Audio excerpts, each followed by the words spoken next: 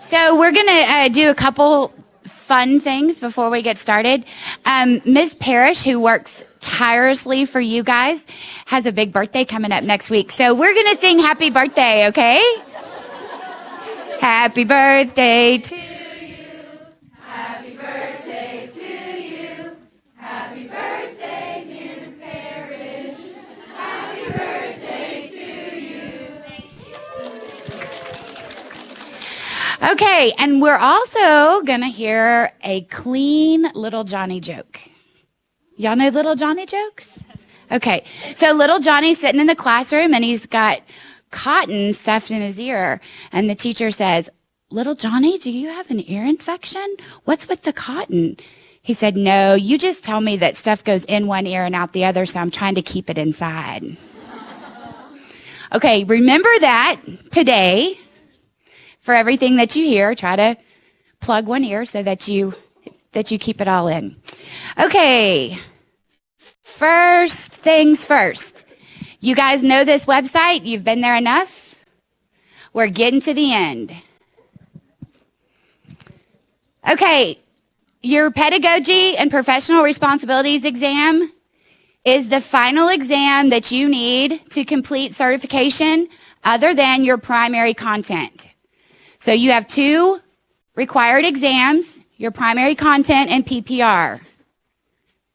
You need to take this PPR soon, but the latest is October 15th. And that basically complete the form by then, but you can fill that form out today and go ahead and work on that exam this summer. Next semester is going to be a tough, busy semester, so anything you can knock out ahead of time is advised. You're going to fill out the form just like you did for the content exam.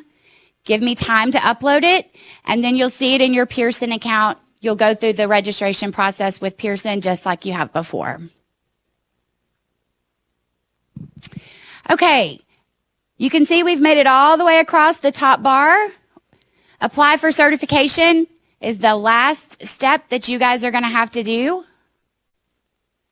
This needs to be done next semester, somewhere toward the end of the semester. You're going to complete the certification information form. That's step number 1. When you do that form, please give me an email address that is not your A&M email address. Something that if I need to reach you a year from now or anytime later, we can find you. That form is the kind of the gateway to completing certification. When graduation rolls around and you're ready to graduate, you've taken all your exams, you've applied, and you don't get certified, and you email me, it's probably because you didn't fill out this form. Also, I'm going to use this form to create your letter of intent. This form needs to be filled out by October 15th, but you can do it today. Beginning October 16th, I will start writing letters of intent, and they will be emailed to you on the email address that you put on the form. So remember, it's not going to your A&M email. The letter of intent basically says you're enrolled, you're working towards completing the requirements for certification. We expect you to graduate in December. Upon graduation, if you've met all the requirements, we're going to recommend to the state that you be certified to teach in your area. When you apply for jobs, this is what school districts are going to want to see. They want to know that you're in good standing and that we are ready to certify you.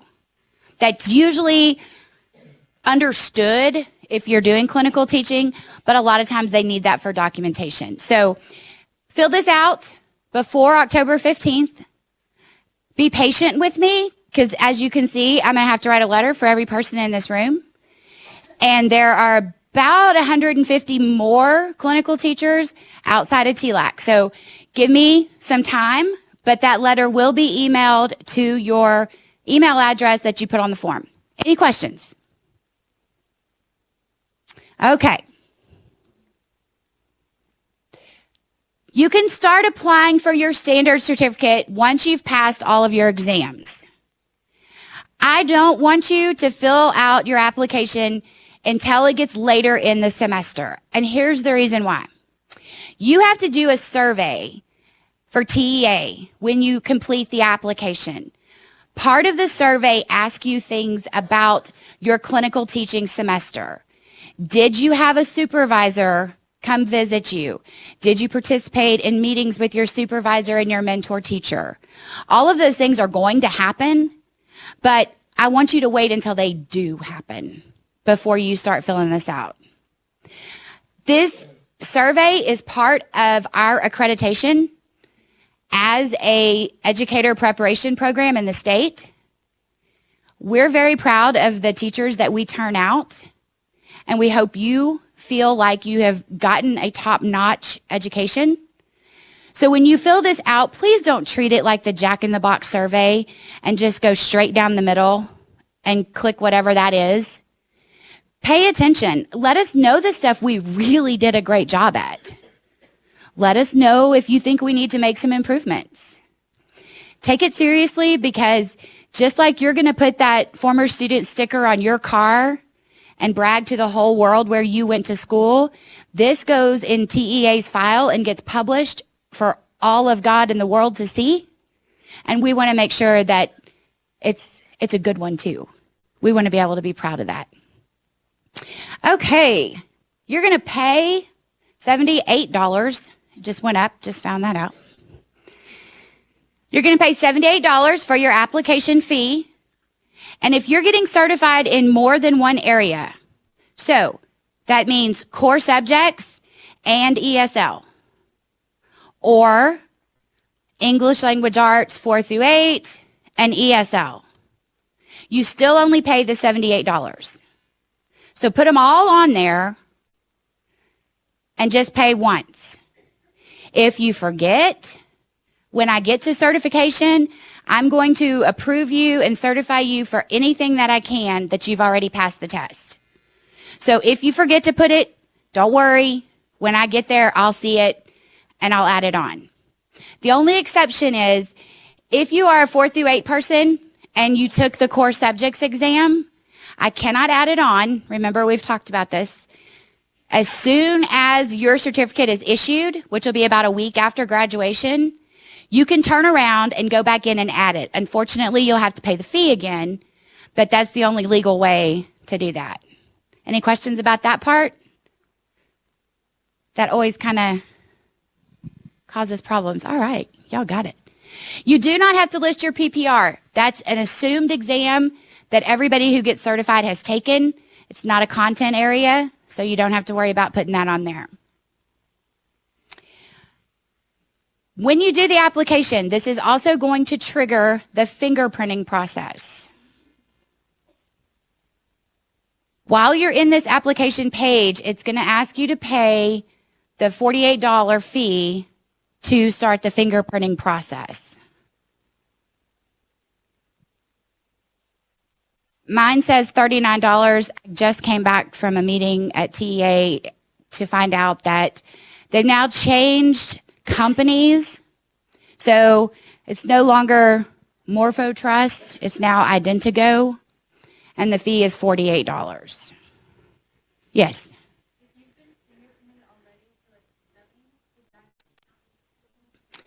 Okay, great question. So she asked if you've been fingerprinted for subbing, will it count for this? It depends. Some school and the reason it depends is there are different levels of fingerprinting that are available. So if a school district just gives you a local fingerprint check, that means they're running a basic fingerprint check. That's not going to work for TEA. If you did the state fingerprint check, which is run through DPS and FBI, which is the one you have to have for your school district, it will work. How do you know? You have to call TEA.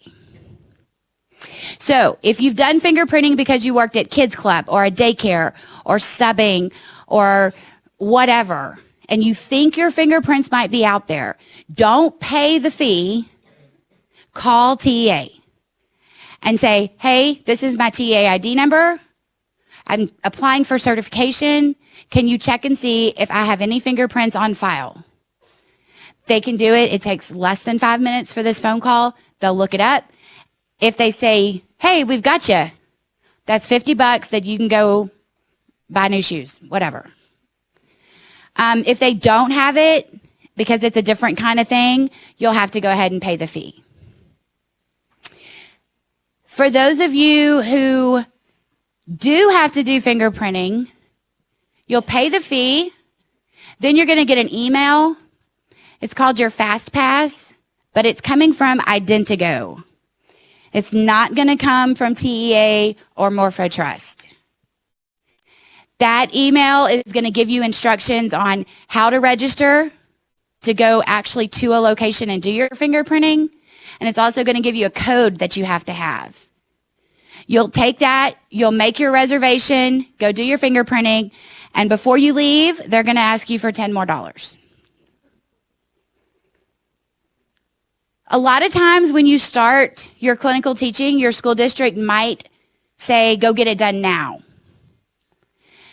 You need to tell them that if they want you to get it done now, they need to pay for it, number one, and ensure that whatever you're doing for them is going to hold up for certification as well. You cannot go in and apply for certification just to do the fingerprinting in August to start school. The state is going to stop it. They're going to pitch your application back to me because they do not want you applying until you can answer that exit survey. If you run into any problems, give me a call. I'm happy to visit with the HR person at your school or whoever's in charge of clinical teaching, and we can usually work something out, okay? All right, any questions about fingerprinting? Okay. Just because you graduate doesn't mean you're getting certified. Everybody get that? Okay, yes, ma'am. Nope. Sorry. Yep, concealed handgun doesn't work. There was something else. There was one other one they told us the other day that's real common that doesn't work either. Okay, when you guys graduate, you'll graduate on a Friday. It takes A&M a couple days to get those degrees listed as conferred in the Howdy system. Once that happens, I can start doing your recommendations. It's usually the Tuesday after graduation. Please, please, please, please do not email me when you finish clinical teaching and ask if you can be certified early. I will delete your email. I'm not even going to respond. I cannot do it. A school district that wants to hire you is going to say, call them. They'll do it so we can get you hired before the Christmas break. No, we can't. It's against the law. They know that too. Just be patient. I will finish them before I go on Christmas break. I promise. If you get hired, if you have a job offer and they want you to start January 2nd, January 3rd, 4th, whatever, send me an email. I'll move your name to the top of my list. I always do people that are waiting to sign a contract first, especially for December graduates, because they want to get that done before they go on Christmas break. So just shoot me an email and say, hey, I'm the luckiest gal in the world. I'm going to teach at the perfect school district. Can you move me to the front of your list? Yes. All that being said, if you're not certified by the second week in January, you're missing something. You forgot something. You didn't do something. So shoot me an email. Okay? Once I recommend you, you'll get an email from TEA saying you've been recommended. Then you'll get another one saying you've been approved. You can always check the status in your Teal account. Any questions? Groovy. Okay. Before I talk about additional certifications, to prepare for your PPR exam, I have practice exams. I host practice sessions on Saturdays. Also, there is a free PPR practice through Pearson. There's also one you can pay $10 for, and it's an interactive one that will walk you through on the computer, and it'll tell you what you did wrong, and you can do it that way if you want to spend $10.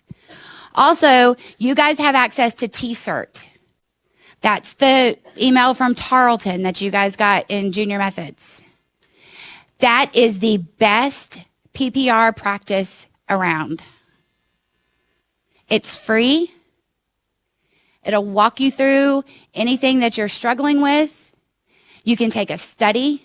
It'll go into a study mode. It's phenomenal. I recommend you use those free ones before you pay for anything. You're going to find out that the PPR is not that difficult of an exam, especially if you think of the world as utopia.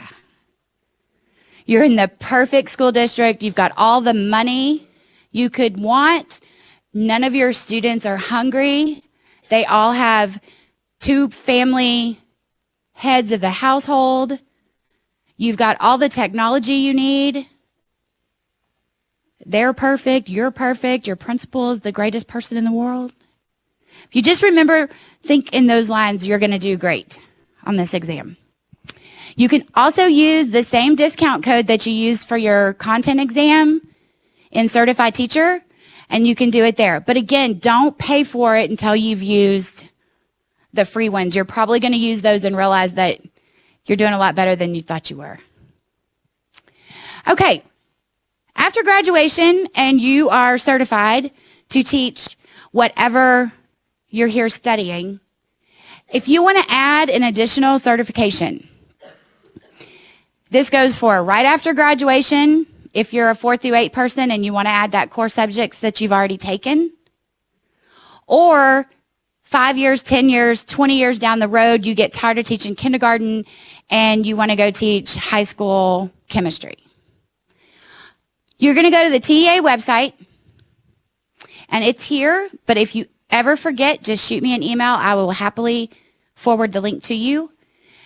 You just go to your Pearson account, you register for whatever test you want to take. Basket weaving, welding, whatever, doesn't matter. No one's going to ask to see your transcript. No one's going to ask you what kind of experience you have in those fields. They're just going to happily take your $116, let you go spend an entire day taking a test. If you pass it, yay! You go back to your Teal account and pay $78, and it's on your certificate. It's the government, y'all. It's a really easy process, but you'll forget somewhere down the line. If you can't find it at TEA, I'm going to work until I'm 82, so you can just shoot me an email, and I'll be happy to send it to you. Any questions about this part? Nope. There is a checklist on my CHD. If you haven't been using it, now maybe would be a good time to just look at it and check things off that you've already done. And you can see yourself making some progress to the big day. I should have started with this. Has everybody passed their primary content exam? If you haven't, you better get on it. Quick. Or otherwise, you get to come back and hear me say this next semester.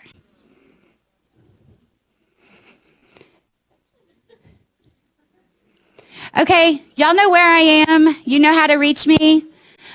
When you get off campus and you're in your district and you're working, it's the easiest thing to do is send me an email, and I will respond as quickly as possible. It's a long process. There's lots of steps. You're likely to forget. Don't feel bad. Shoot me an email, and we'll get through it together. Any questions? All right. Y'all are super smart. Cool. Okay, well, have a great semester and good luck. And I guess it's time for Miss Lopez. Okay, I've never worked with this Billy bottle. This is just awesome. Thank you. Howdy. Okay, so some of y'all know me, Jennifer Lopez. I'm one of the undergrad TLAC advisors. So Justin, Charles, Jenny, and myself. If you ever have to get in touch with us, our emails are right there, or you can always make an appointment through Swan. But you can always shoot me an email if anything pops up, okay? So, mandatory advising for y'all. Honestly, guys, most of y'all, if not all, should have already come in and gotten cleared for clinical teaching and mandatory advising. Those holds just popped up this week, so we'll be taking those off soon. But if you haven't come in for mandatory advising, we know life happens. We know y'all are busy. We did extend the deadline, so please come in until February 22nd, so next Friday. Swan appointments book up real quick, guys, so please get that on your calendar. Utilize all 4 advisors. We have appointments Monday through Thursday, 8:30 to 4. We do have walk-ins on Friday, but those are for quick questions. That's not for mandatory advising. So if you do need to get in to clear for clinical teaching and get your mandatory advising hold off, please use swan.tamu.edu/TLAC at the bottom. You should know already we're located in Heaton Hall 115, and you can check in and let us know that you're here for your appointment, okay? And we kind of give y'all like a 10-minute grace period, but normally y'all are really good about coming in early, letting the front desk person know that you're here for an appointment, okay? Okay, it's good to remind people it's important to be repetitive, so y'all should already know this. All coursework has to be done before clinical teaching. When you are in your clinical teaching semester, you cannot be in anything else. There's no exceptions. I'm not cool like that. I can't give you an extra, exception. All of y'all need to know that you cannot take anything along with clinical teaching. Okay, so in April 4th is the first day of pre-registration. Probably end of March, that's when you'll get your timing ticket. That's when Howdy will release the summer and fall schedule to register. So April 4th is the first day of pre-registration, but you will get your timeline or your timing ticket. The course, if you're going to clinical teach local, the section is 500. If you're going to clinical teach distant, the section is 550. On your degree plan, if you're EC through 6 generalist, you'll sign up for the 6-hour course, TEFB 426. If you're middle grades, you're going to do MEFB 497. And then if you're Ag Teach and University Studies, you'll pick between MEFB 497 and TEFB 429. Y'all should know one's a 6-hour and one's a 9-hour. Majority of y'all do the 6-hour because that's what's all left on your degree plan. But for EC through 6 and middle grades, the MEFB 497, that's a 6-hour course, okay? Now, like I said, majority of y'all pick the 6-hour course. There is a 12-hour option, TED 425, okay? And that's a small percentage of y'all that actually take a 12-hour course, okay? So there's a really small percent that actually takes the TED 425 course, the 12-hour. If you have questions to figure out if you do actually need the 12-hour course, please talk to the financial aid office, okay? They're getting smart, you know. If they see that your degree plan only has 6 hours left on your degree plan, guys, you need to put yourself in the 6-hour course, okay? Because sometimes we'll get emails saying, I really do need the 12-hour, but financial aid is telling me I need to get into the 6-hour course. So if you have questions, please talk to financial aid because there's a small percentage of whichever financial aid or scholarship you're on or loans, you might qualify for the 12-hour course, okay? So please talk to financial aid and figure that out, okay? But once again, if you do actually need the 12-hour course, the local section is 500 and then the distant is 550. And y'all aren't fighting for spots. There's literally 2 straight up sections. One's 500s, one's 150 or 550, sorry. Sorry if I kept saying 150. 500 and 550, so local or distant, yes. The 12-hour course? Okay, so she's wondering why you would need the 12-hour course. There's a small percentage. Sometimes students are on like a certain scholarship that says no matter what, you need 12 hours, so then you would qualify, but talk to financial aid and scholarships for that. Yes. I think for any loans or any financial aid, you need 12 hours, right? Please talk to financial aid. The question was, if you're on any loans or financial aid or scholarships and you think you need the 12-hour course, please talk to financial aid. I'm sorry, I'm not a financial aid guru. I just don't want to give you wrong information. So if you have questions, if you feel like you actually need the 12-hour course, please talk to financial aid and scholarships department, okay? You can call or you can set up an appointment face-to-face. That's totally up to you, okay? Yes.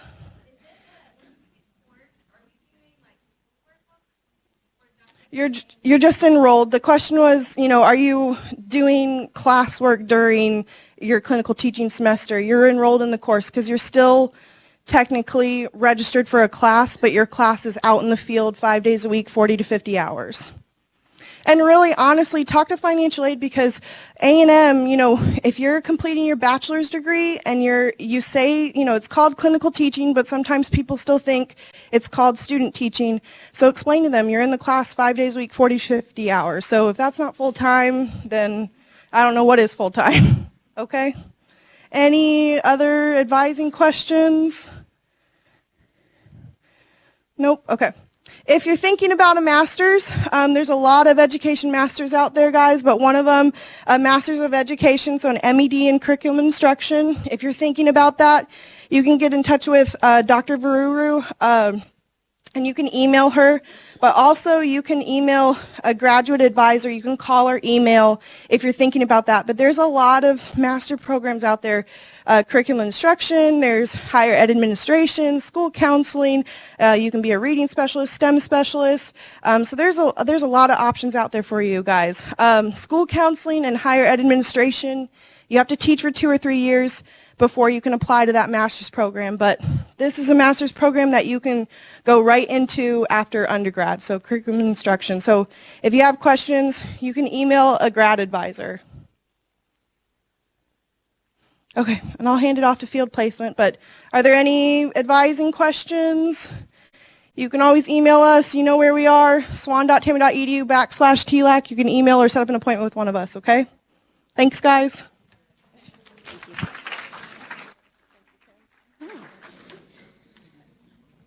Howdy. So my name is Kim Parrish, and yes, I'm going to be old next week. Thank you for recognizing that. But I will be in the happiest place on earth with my husband all next week, too. So I will never grow up, even though I grow old. So we are going to talk about the application process to get you prepared for clinical teaching next semester. Some of you guys are stressed about the form that's in front of you. That is a document for us to verify that you are here today and a preliminary indication of where you think you may want to clinical teach. That is not set in stone. That is just for us to kind of get a guesstimate of where you guys are thinking you're going to go area-wise, how many plan on staying what we would consider local. So this is just a first glimpse for our office, broad overview, but the document actually is important for us to verify that you came and heard this information, okay? So I'm going to talk about options for placements, and then if there are questions at the end, we can answer those for you. So we have 2 options as far as categories for clinical teaching, and that dictates what section you sign up for between local and distance. Local is considered anything within 35 miles of Bryan College Station. So we have partnerships with area districts, and those placements are handled by our office. So your application will come into our office. The mentor teachers in the surrounding area, their applications come into our office. They're approved by the principals, and then we match you up based on applications. Okay?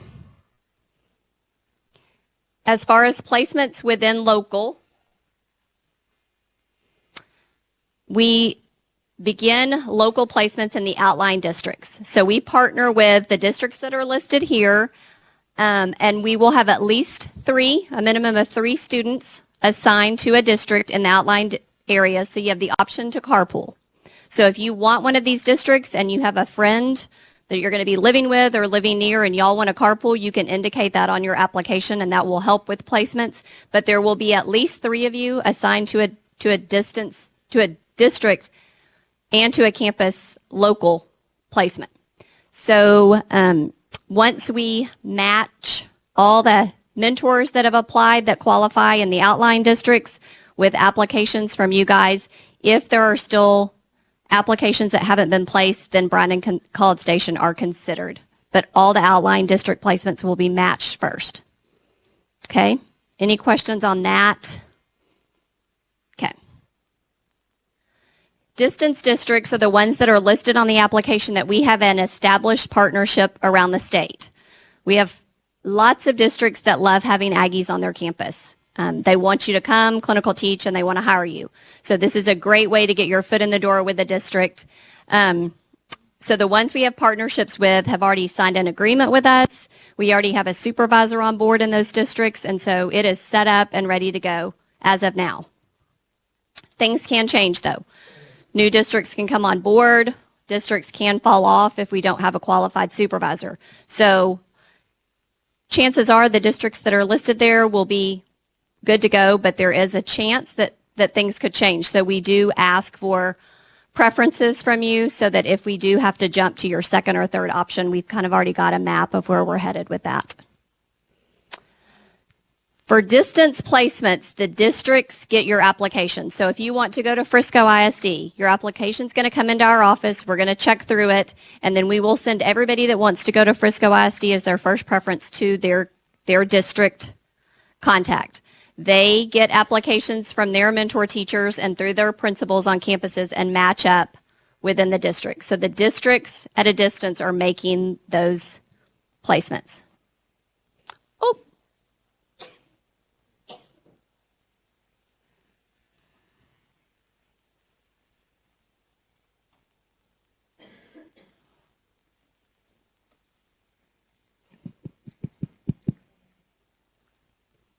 Okay.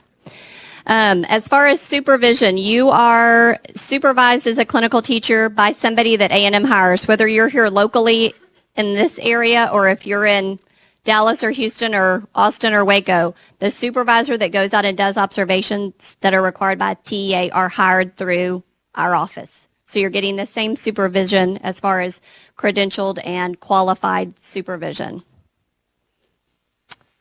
Okay.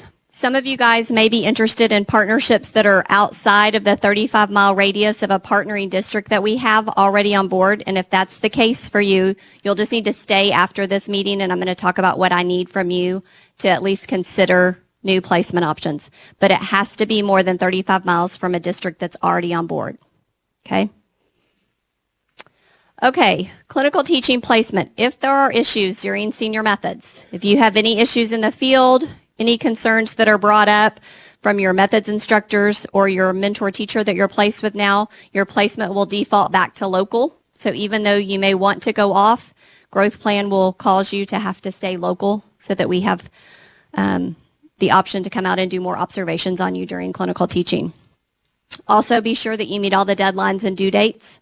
That's another thing. If we don't have your information and we send placement information to Richardson ISD, and we get your application late, Richardson may not have a place for you at that point. So make sure you're meeting all the deadlines and taking care of your business during senior methods.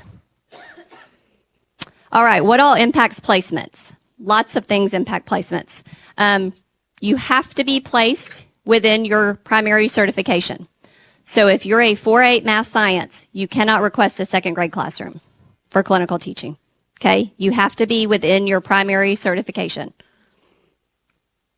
The location of the supervisor. If you are headed to Louisville ISD, huge school district, sprawling school district. If there are 3 of you guys that want to go there, there's a good chance they're going to cluster you all in the same area within the district so the supervisor can make easier travel plans and arrangements. So just know that the district decides which schools and how they cluster you guys for placement. So you have the option to request a school or an area, but the supervisor may impact where you actually get placed within that district.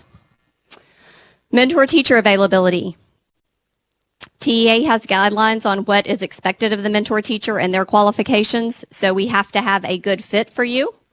So you may want to go to a certain school, but they may not have a mentor that's qualified to host you within your certification. So that is one piece of the big puzzle. The distance districts actually make a lot of these decisions based on their district, whether I'm thinking of like Dallas-Fort Worth area, there's multiple universities that are throwing clinical teachers into those districts. So some of the districts just identify a set of schools and they're going to have Aggies, set of school and they're going to have TCU.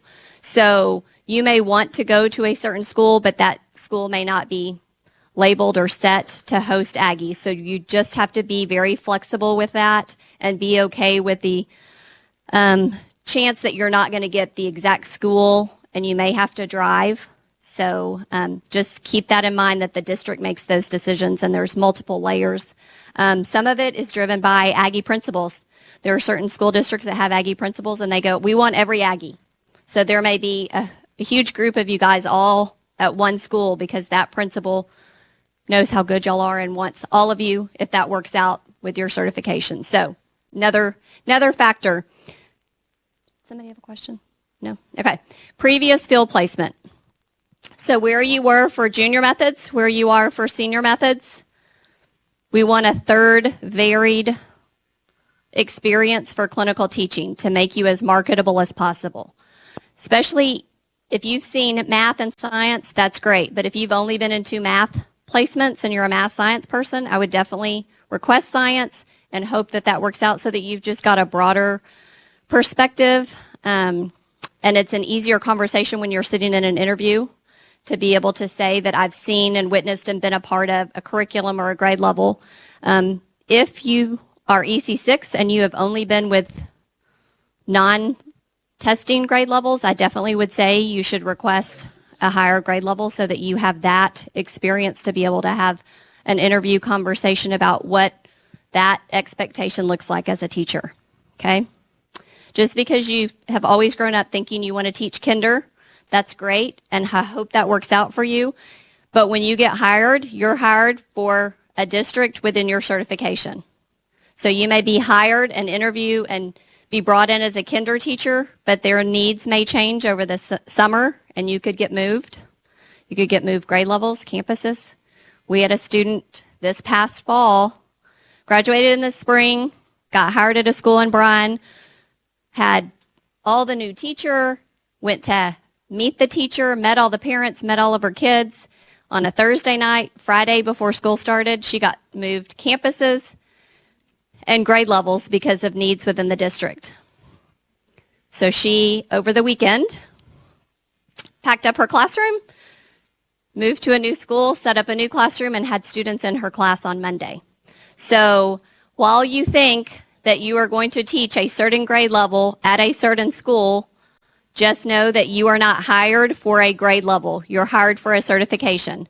So your clinical teaching placement may not be exactly what you want it to be, but it is a piece of your puzzle to build your toolbox, to build your experiences, to make you really marketable for when you do have conversations going into interviews for jobs. Okay? So that's one other piece of the puzzle. Submitting all the required forms. Your application needs to be in on time. Any other criminal history paperwork, any other documentation we ask for or the district asks for needs to be in on time. Other deadlines, make sure you get in for your advising. Make sure you turn in the application on time. You have to pass your primary content exam by May 4th, okay? If you do not have a passing score, haven't tested by May 4th with a passing score, you will be back in this meeting in the fall, and you will be a spring 2020 clinical teacher. Is that right? No. Yeah. No. Yes, that's right. Yeah. It's so long from now. Okay.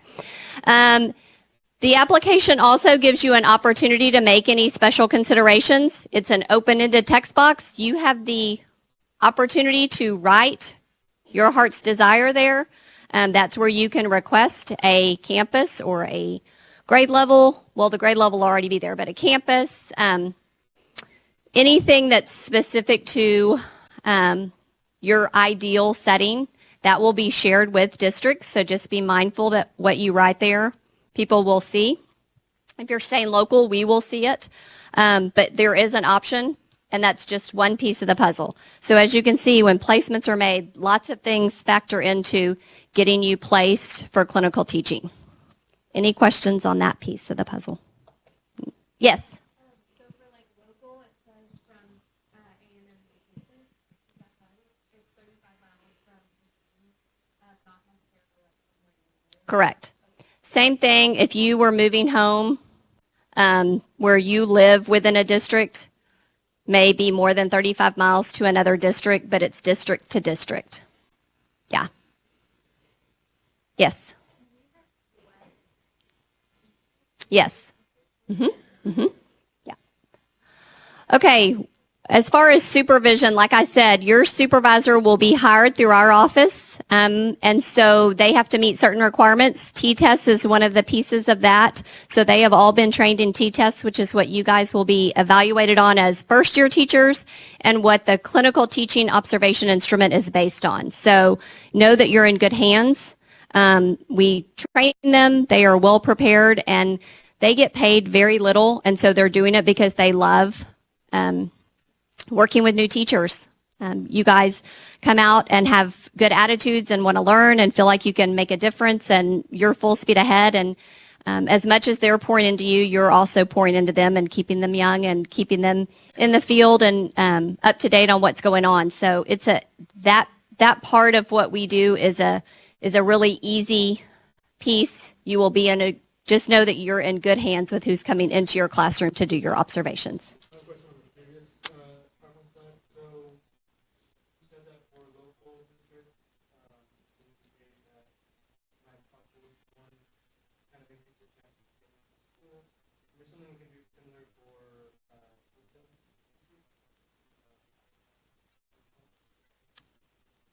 If you know people that are going to move home and y'all are both going to be in, That would help us get like a certain school or... potentially. Okay.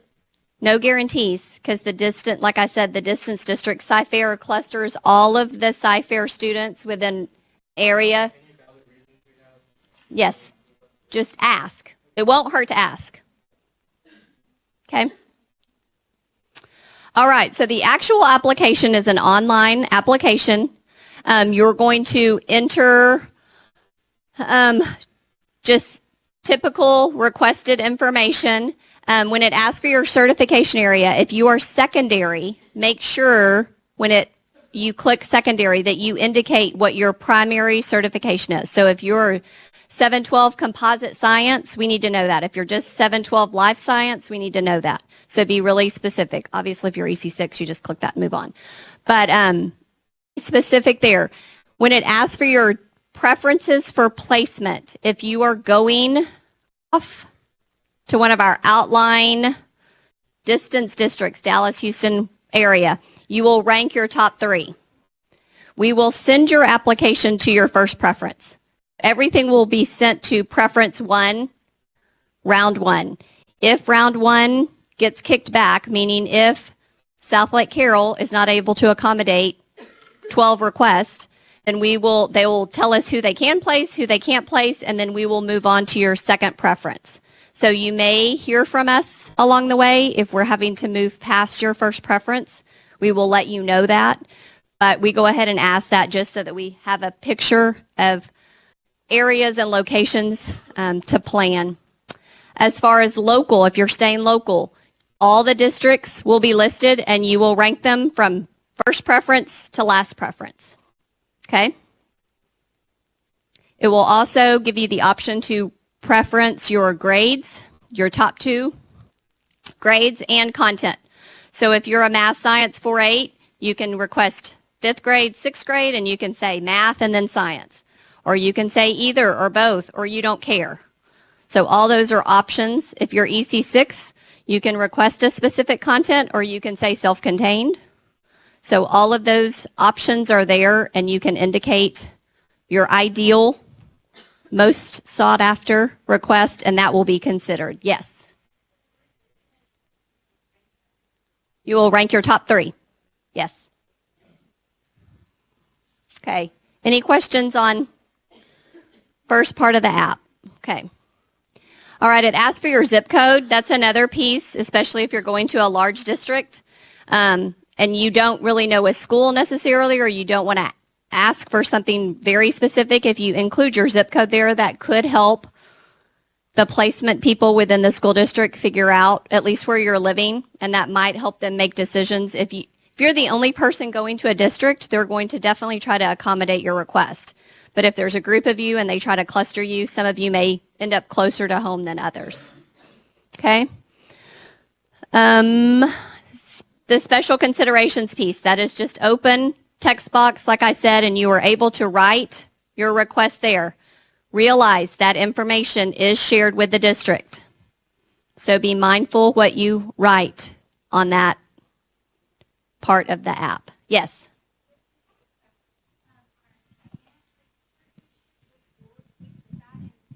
No. If we get to your second preference, we'll be in touch with you before we shoot that on to the next district. So just plan for plan A. Our goal is plan A, but we just want to have backup in case we need it. So your text box special consideration should just be that you're getting your first distance preference and then request within that. Good question. There are 4 open-ended questions on the application that are shared and read by districts, potentially by your mentor teacher. That may be the very first impression they have of you. Each of those questions should be answered in a paragraph. Spell check. Read through it. Have somebody else proof it. Make sure it is well written. If it comes in and it's one sentence, the application will be kicked back to you. If it's after the due date, then it's considered a late app. It's very important that that information is thorough and thoughtful because it is used in your placement process. The things you write there. It asks, one of the questions is 3 words to describe your teaching style and elaborate. So don't just put strict, stern, mean. That you have to go through and say, I like a structured environment. Why? Tell me why. Give me a couple of sentences. So each one of your words should have a description of why you chose that word. That is a great piece when we're matching up mentors, because if you like a lot of structure, we don't want to put you with a teacher that doesn't have structure. It'll drive you crazy. Doesn't mean you can't learn from it, but we need to know those kind of things. And that is a great way for the district when they're making placements also to kind of know a little bit more about you. So make sure you're thorough with those open-ended questions, and we will send it back to you if we have to. So anything on there that's not correct or incomplete, if we have to send it back and it's after the due date, then your application will be considered late. Okay? All right, so the application is in Qualtrics, and so it's great for us. It's okay for you guys, but you're going to go through, and at the very end, it's going to say, once you submit this, it's final. Okay? So once you hit submit the last time, it's gone. You cannot go back and revise that document. Okay? So if you submit it all, it'll give you the option to save it as a PDF, what you just sent in. If you click on that, you open it and you go, oh my goodness, I said the wrong thing, or I made an error, or you fill it out this week and next week you change your mind and go, I don't want 1st and 2nd grade, I want 3rd and 4th grade. You have to start the application over. Okay? Which is fine. You can do it as many times as you want. We're going to pull the most current one. So no judgment. If you fill it out 10 times, it's a lot of work for you. But we're going to pull the most current application you submit. Okay? There will be a question at the end of it also to ask if you are willing to let the information you share on this application be used for research. One of the professors at A&M is doing some research on placements, mentors, their application compared to your application. He's going to pull some information from that. So there's a piece that asks you to review that, basically the IRB, and then you can say yes or no if you're willing to let your information be used for research. That question does not impact your application for us. You have to do the application. So if you do the application and you don't want it used, you can click no, but still submit your application. Okay? All right. Requesting specific schools and teachers. We've talked about this a little bit. Yes, you can ask for whatever you want. No guarantees, but you are more than welcome to ask that. What you can't be is placed on a campus with an immediate relative. Okay? And you cannot be placed in a district where an immediate relative is a district level administrator. Okay? Any questions on that? Yes? When it says immediate relative, does that mean an immediate relative in a position of power, like a teacher? If I have a little brother who's attending the school, would that not be a school that I'd be allowed to? Correct. You should not be placed on a school, on a campus. You can be in the district, you can't be on the same campus. Good question. Yes? In-laws, potentially. Yes. Yeah. Yes. Question? Yes? As far as like in-laws goes, is that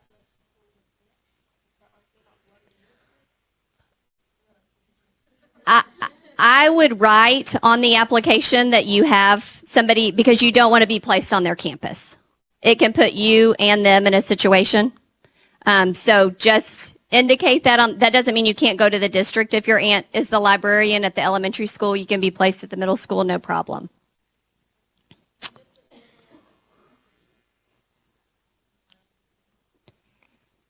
If they have direct supervision of principals and or teachers. So if they are in a position of power potentially over your mentor teacher, so that's where the rub is. We've had situations where people have been on place where there became an issue with the student and they had a relative within the district that was in a position that made the mentor potentially uncomfortable because their boss they were getting pressure from their boss, but then they had the student. And so just best, we have so many options that just don't put yourself in that position.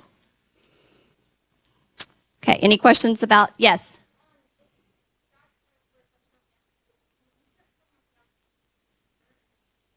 No, you can fill it out. We're going to show you the link in just a minute. Yeah. Having a job while you clinical teach. Ideally, no, but reality, you may need to work, but it may not interfere with clinical teaching. So you cannot tell your mentor, I have to leave at 4 o'clock to make it to my job. Okay? If your teacher stays late and grades papers and that's when they get ready for the next day, you need to plan accordingly. So you cannot leave your assigned school and expectation there to go to another job. So hopefully if you do need to work, it can be on the weekends. Questions on that? Okay. First day of clinical teaching. For most school districts, it's middle of August. You will start your official day. First day will be the first day that students are in the classroom. So you can look at district calendars. Most of them have been approved and posted for next school year and get an idea of when your first official day will be. Should you and may you go to professional development days prior to your first day? It's a question. Should you? Absolutely. If your mentor teacher invites you, then you should definitely go. That's going to be your first impression. It's going to help you be comfortable and be prepared for that first day. It's going to give you the most real-world experience of what it's like to start a school year. You don't just show up and everything's done. And so any opportunity you have to get with your mentor before the start of the school year, you're highly encouraged to do. TEA just doesn't recognize those as days of clinical teaching. So once your kids start, if there's professional development days, those days do count. But in front of your first day, they do not. Yes?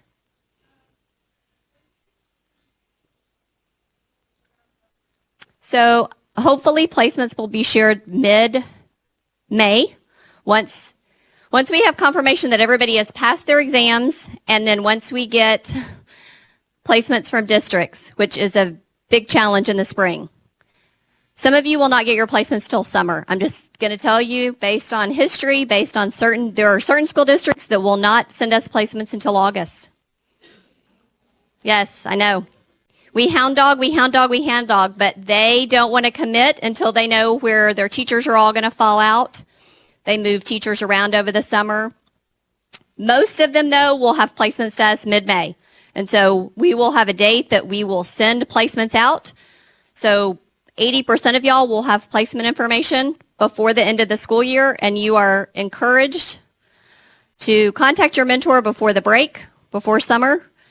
Ideally, you can even go meet them, take them a Sonic, see their classroom, get to know them, see if there's anything over the summer, curriculum-wise, just anything to just kind of get you started and help you be best prepared for August. But does that answer the question? Yeah. So some of you, though, I'm just going to tell you, there are certain districts that will not have placements to us until early August, and so you'll still have a couple of weeks, and obviously you're going to have a couple of weeks before the students actually show up.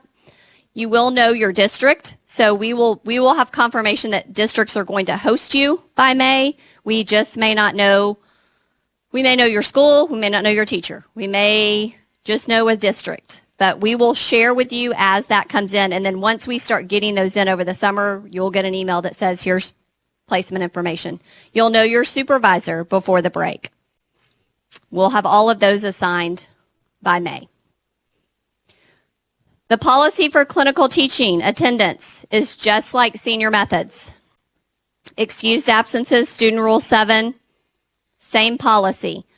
Because clinical teaching is satisfactory, unsatisfactory, there are no letter grades. So one unexcused absence basically would bring you down like to a B in senior methods, right? 2 would bring you to a C. So 3 unexcused absences would mean that you would need to repeat clinical teaching. Excused absences, if you get sick, lots of flu going on. We've had clinical teachers this semester that have missed an entire week. That's an excused absence, but you still have to make up the days. So for every day you miss that's excused, it gets tacked on at the end of the semester. Okay? The fall calendar is crunch. We had probably 6 students that graduated and then had to go back and finish their days because they missed they had illness, missed days, and then so they graduated and then they had to go back and finish the 70 days in the field. So once you get your calendar, you can count your 70 days out, but just know any day you miss, if it's weather, you make it up. If you get sick, you make it up. If you have a death in the family and you miss, that's excused, but you still have to make it up. There's no provision to excuse absences. TEA still requires 70 days in the field. Okay? That absence policy is in the handbook, and there is a process for you to fill out an absence report in the portal, and it'll be marked excused and unexcused so you know what dates you have to make up. Question? No? Yes? What about like this Monday coming up? They just have conferences that day. Is that count as a teaching day or no? If you are there with your teacher, it counts as a day. All day with your mentor. Same thing. A lot of times Columbus Day in October is a professional development day. So if your teacher is going to professional development and you go and you log in that day counts. Yes? Correct. Just like they have bad weather days, teachers, kids still have to make up that day. So yes, you would just tack on a day. Can you report like sick absence notes to your supervisor for getting that excused? So the portal, you will submit your absence in the portal, and it'll be marked excused and unexcused, and you will just keep, your note would go in your folder to your supervisor. Yes. Any questions on attendance policy? Yes. So if the school's canceled, we still go in and submit the absence form? Yes. So you would put bad weather day, because we know then that you're not there, and then you would just add a day. Yes. So if there is like a professional development on that day that school teaches, what if it's like a maybe 3-hour professional development? That's what kind of the day out in the field. It would count as a 3-hour half day. TA requires 70 full days in the field. So if you miss an hour to go to a doctor, if you have to leave early and you miss an hour, you have to make up half a day. So anything less than a half a day, you make up half a day. Anything more than half a day, you make up a full day. Okay? Questions? It's just like teaching. If you're a teacher and you have to take time to go to the doctor, you put in a half day. There is no, I'm taking an hour. They're either going to get you a sub for half a day or a whole day. So you're just getting in that groove of if you miss part of the day, you make up that same half day. Questions? Okay. All right, the application is due 2 weeks from today, Friday, March 1st at noon. By next Friday, you should have come in for advising. So if you have not been in for your mandatory advising to be cleared for clinical teaching next week, we will meet again in this same room, same time, same location on March 29th to go over just kind of expectations of the clinical teaching semester and what that's going to look like. Y'all have a senior methods workshop that day, so we'll just kind of do the same thing. And the May 4th deadline to pass your content exam. If you have not taken your content exam and you are not registered for it, you're going to get an email from us next week when we go through and check to make sure you guys have passed your content. So realize if you have not taken it once yet, there is a 45-day window between testing and being approved to retest, in addition to the certified teacher expectations and other things you have to do for remediation. So if you wait much longer, you're going to have one shot. Okay? So I wouldn't set yourself up for that. I definitely would get it taken soon, and then if you do have to test again, you've got a window and an opportunity to do that before this deadline. Okay? All right. As far as being cleared for clinical teaching, you have to, obviously you guys are all here, that's great. Be at the next meeting, come in for advising, pass your test, get your application in, and then any other paperwork the distance districts may require, make sure you get that submitted as well.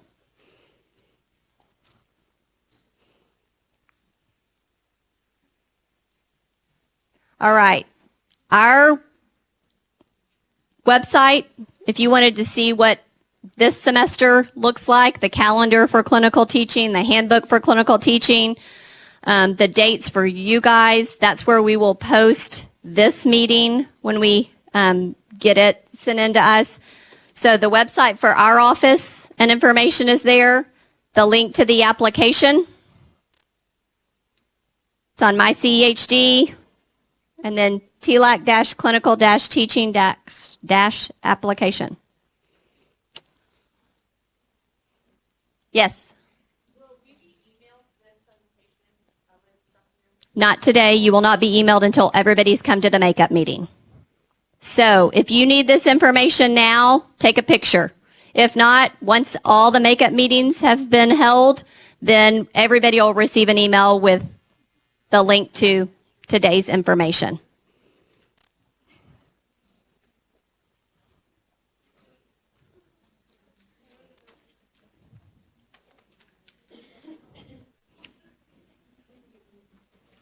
All right, career fair. Did any of you guys go to career fair, see career fair as junior methods? No? So one piece of clinical teaching requirement is to attend career fair. So we hold it once in the spring, once in the fall. So this spring clinical teachers will be attending our career fair on Monday, April 8th. Have your methods instructors said anything about career fair yet?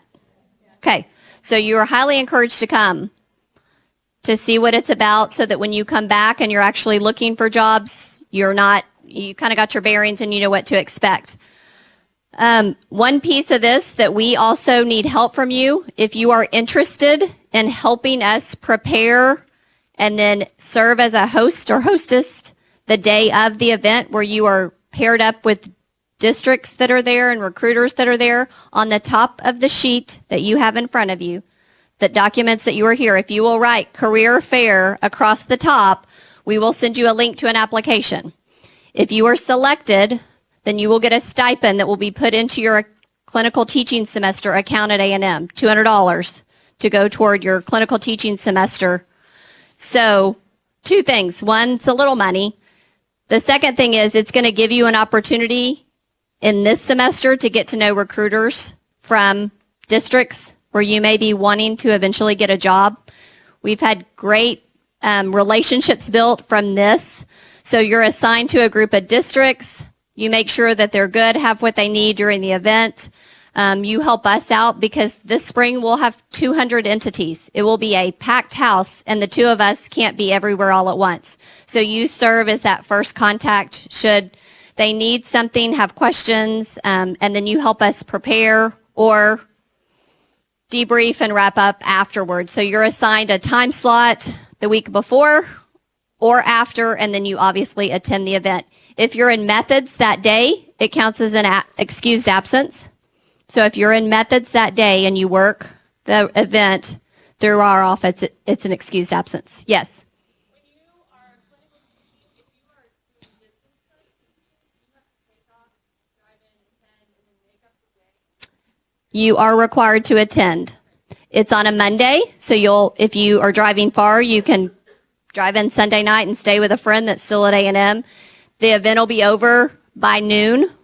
The event lasts, and then there's a meeting, a wrap-up meeting with Misty about certification and me as we talk about graduation requirements. So you go to career fair, hear one more bout of information from us, and then you go back to your campus and keep working.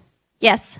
For clinical teaching, so when you are a distance clinical teacher, you come in for career fair, that's not an excused absence for the.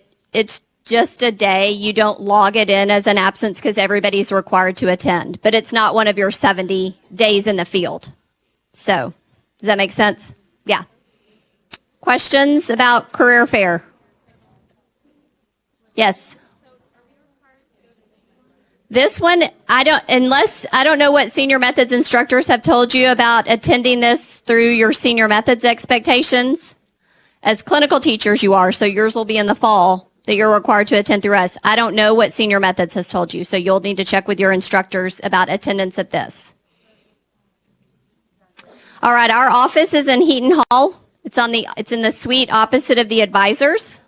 Okay, so if you need something, the application is due in 2 weeks. I am out all next week, but Mary will be in the office, so you can email clinical-teaching if you have questions. Okay, couple things.